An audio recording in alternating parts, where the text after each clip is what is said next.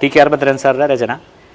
ഖേദമേകും ദീർഘയാത്ര,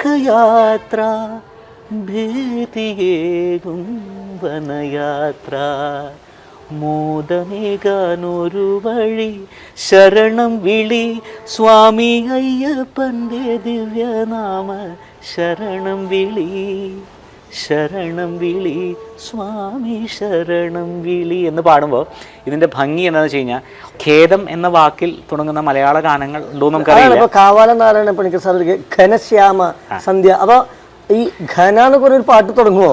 പക്ഷെ തുടങ്ങാൻ അവർ കാണിക്കുന്ന അവരുടെ ഒരു ശ്രമമാണ് എന്നല്ലേ ഖേദമേകും അല്ലെ? ഖേദമേകും അടുത്ത ലൈനാണ്. അവിടെ തന്നെ നമ്മുടെ ശബരിമലയിലേക്കുള്ള യാത്ര എസ്റ്റാബ്ലിഷ് ആയി കഴിഞ്ഞു.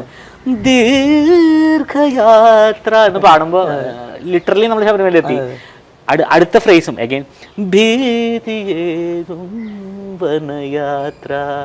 എന്നെ എടുത്ത് പറയേണ്ടത് മോദമേകാനൊരു വഴി എന്ന് പാടും. അതായത് ആ വഴിയുടെ വളവ് വന്നില്ല വന്നു കഴിഞ്ഞു.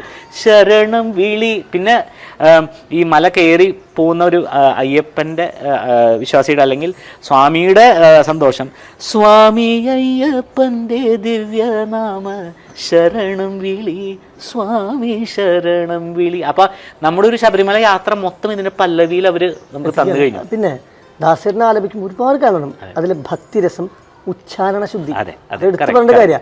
പിന്നെ ഓരോ പദങ്ങളിലും നമ്മളിപ്പോൾ ഒരു വിഷ്വലൈസ് ചെയ്യുകയാണെങ്കിൽ നമ്മൾ എന്ത് വിഷ്വലാണോ കൊടുക്കുന്നത്, അത് ഈ വിഷ്വലൊന്നും ഇല്ലാതെ തന്നെ അവരന്ന് അതിൽ പകർത്തി വെച്ചിട്ടുണ്ട് ആലാപനത്തിൽ, സംഗീതത്തിൽ അല്ലേ?